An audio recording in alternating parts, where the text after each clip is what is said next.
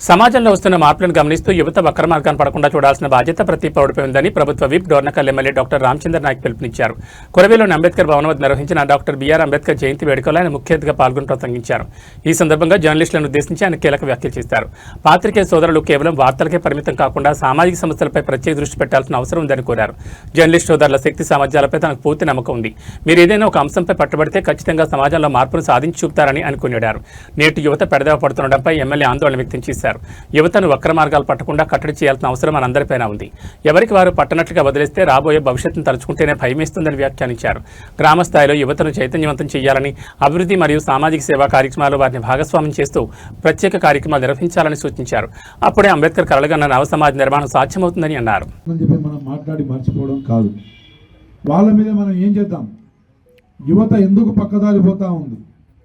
10th వరకు మంచి result ఫలితాలు ఇచ్చిన జిల్లాలో మరి ఇంటర్మీడియట్ వచ్చేసరికి ఎందుకు ఫలితాలు తగ్గిపోతూ ఉన్నాయి? ఇంటర్మీడియట్ వయసులోనే పిల్లలు ఎందుకు పక్కదారి పడుతూ ఉన్నారు?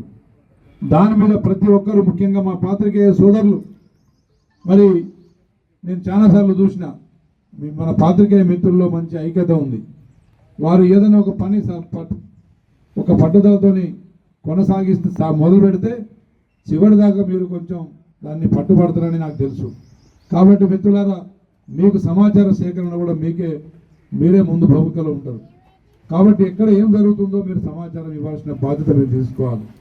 ప్రజాప్రతినిధులను కానీ అధికారులను కానీ మీరు వినియోగించుకోకపోతే నిజంగా రేపు ఇవాళ నా పిల్లోడు కాదులే పక్కన పిల్లోడే కదా అని మనం అనుకుంటే రేపు మన పిల్లల దాకా కూడా చెడిపోయే పరిస్థితి వస్తుంది.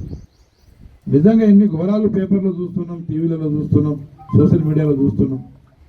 మొన్న ఒక స్కూటీ మీద 2 అబ్బాయిలు, ఇంటర్మీడియట్ అయిపోయిన అబ్బాయిలు, 2 అమ్మాయిలు. స్కూటీ ఉండేది గింత, దాని మీద 4. అవతల ఆపోజిట్లో బయ్యారం నుంచి వాళ్ళు 3 ట్రిపుల్ రైడింగ్. ఒకరినొకరు గుద్దుకుంటే స్పాట్గా 2 చనిపోవడం. మరి చెట్టంతా కొడుకు బిడ్డ చేతి కింద వచ్చే టైంకి ప్రమాదాల్లో చనిపోతే ఆ కుటుంబానికి జీవితం మొత్తం బతికినంత కాలం తల్లిదండ్రులకు ఎంత శోక సముద్రం మిగులుతుందో ఒక్కసారి ఆలోచించాలి.